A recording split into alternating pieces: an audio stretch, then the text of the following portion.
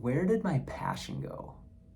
Where is that drive for life, for adventure, for success? Where did it end up? I had it once. This is an awesome question.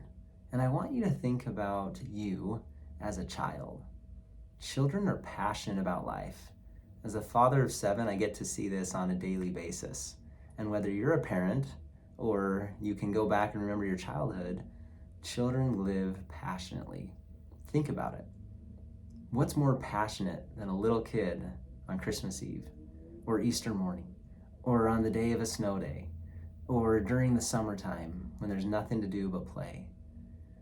Children live out their passions. And I want you to think about when you were a child. What were you most passionate about? Were you passionate about sports, about bugs, about dinosaurs, about going to space? Were you passionate about being an incredible friend, making friendship bracelets? Were you passionate about becoming a veterinarian someday? Were you passionate about going to war to fight and to be in the army? Were you passionate about baking or creating art in some other way? Were you passionate about music? Were you passionate about serving others? It's interesting to think about what your passions were when you were a child and to see if they are playing out in some way today. When I was in 4th grade at Frontier Elementary School, we had a young man that moved into the area from Vietnam. He and his family were, I presume, refugees, and they were coming to build a new life. And Lap was a very intelligent 10-year-old kid, or 9 years old, however old he was. The one language that we shared in common was numbers, and he was very good at math. And Lap helped me with my math, and I helped him at recess to play. And I taught him how to drop a round red ball, which was like, a 4-square ball or a kickball ball, and I taught him how to drop kick it. And he would drop kick it, and it would go in funny directions, and we'd chase it down. And I just remember his smile and his laughter and how much passion that he had for life. Nothing got in the way of us building that friendship together. Me serving him, teaching him how to play and how to socialize on the playground, and he taught me passionately what he loved, which was math. And I will forever be grateful for that memory. I think it was building blocks for my life foundationally for what I get to do professionally today, which is helping and serving others. And I love that memory. I love that passion that I had to help him. And there's a great quote by James Michener, which I'd like to share with you now. He said that the master in the art of living makes little distinction between his labor and his leisure, his mind and his body, his information and his recreation, his love and his religion. He hardly knows which is which. He simply pursues his vision of excellence at whatever he does, leaving others to decide whether he is working or playing. To him, he's always doing both. As you think about your life right now and how far you've come from childhood, are you pursuing your passions? Are you living out your dreams? Are you doing things that light you up inside, that bring a smile to your face like you did when you were a kid? What are those things? If you're not doing them, why not? And what is it that you have believed to be true that has gotten in the way of you living out your passions and your dreams? Was it mediocrity? Was it bad habits? Was it believing that maybe you don't deserve to live a life of passion? That your dreams are too big? That you need to just get a job and make ends meet and stay in a relationship and take care of whoever it is that you feel like you're obligated to take care of? I think it's sad when we get into this rut of mediocrity, when we lose sight of our passions and the dreams that drove us when we were children. I invite you to wake up every day and ask yourself this one powerful question. What do I want? And at the end of the day, look back and answer the question, did I pursue what I wanted most today? Did I do today what I know I needed to do to find joy and passion? Or did I do something today that would allow me to live out my passions tomorrow, or next week, or next month, or next year? I think it's sad that so many are just dying inside and not making it publicly known on the outside yet. We deserve to live passionately. And our greatest passions come from our greatest dreams. And our greatest dreams are manifestations of a life mission. When we are rooted, deeply connected to what matters most and why we are here on this earth, who we were called to serve, what gifts we have to offer that others so desperately need that they're even praying for them, or yearning for them, or crying themselves to sleep at night just hoping someone will show up and offer that gift.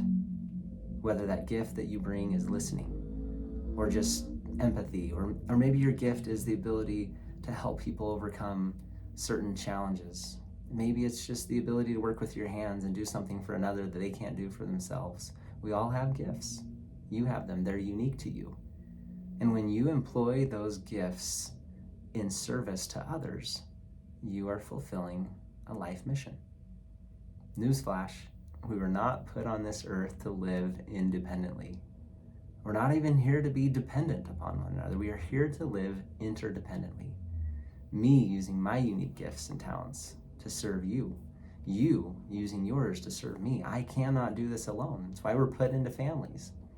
And when we passionately pursue that mission, that life driving force, we can find that passion. We can dream. We can create. We can do things that we've never done before. We just have to remember what it's like to be a kid. So write down, right now, what is it that you want most today? What is it that you want most next year? What is it that at the end of your life, you want to be able to say that mattered most to you? What is it that you want others to say was most important? When you have that kind of clarity, there is power that pulls you forward. And when you're living from a place of power, you don't have to force anything.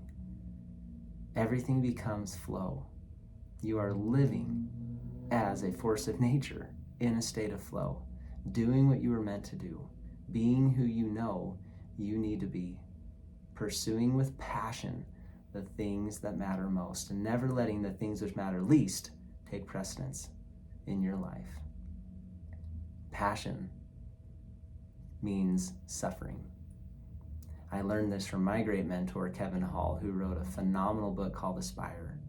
Passion means suffering. We talk about the passion of Christ, his suffering. It comes from the same root as the word path or pathology, which means suffering, the study of suffering, pathology. So what we are passionate about, we are willing to suffer for. We're willing to go through whatever pains or obstacles or trials or challenges might stand in the way of what it is we want most. There are far greater or far fewer examples of passion than a mother. I think about what mothers go through as they suffer and labor and carry a child for 9 months, and then go through hours, if not days, of labor, of suffering, of sacrifice to bring that life into being. And then they continue to pour in to that child. Now, fathers certainly suffer and sacrifice as well, but it's just not the same. We cannot compare the two. But mothers live passionately, giving literally their life to this new baby.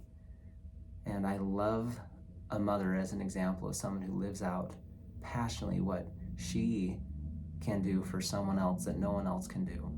I will forever be grateful for my own mother and for my wife and the wife of my 3 daughters, the mother of my 3 daughters, my first wife, and how they have passionately pursued raising the 7 children that I love and get to be the father of to this day.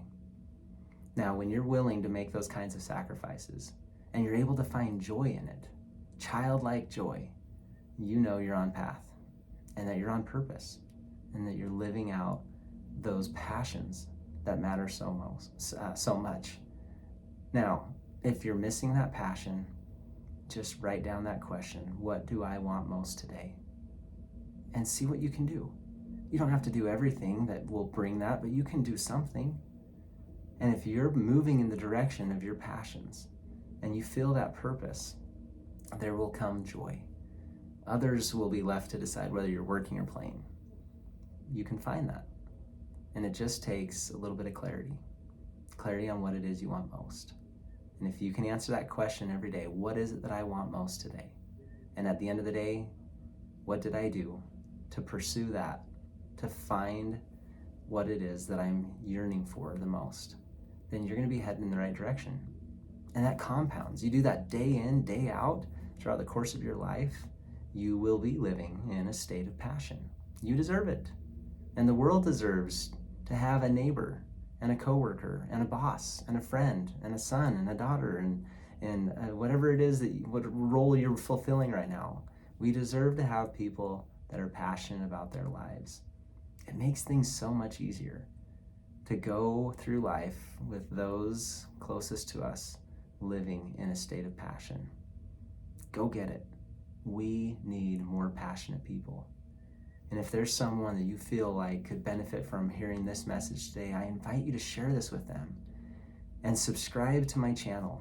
Each week, every Tuesday, I'm pouring into you the lessons that I'm learning the most from those that I get to coach at the highest level. They're teaching me day in and day out, and I bring back the lessons I learned from them and share them with you each week. Thank you for subscribing to the channel and liking this video and sharing it with someone that might need it most. Make it a passionate day.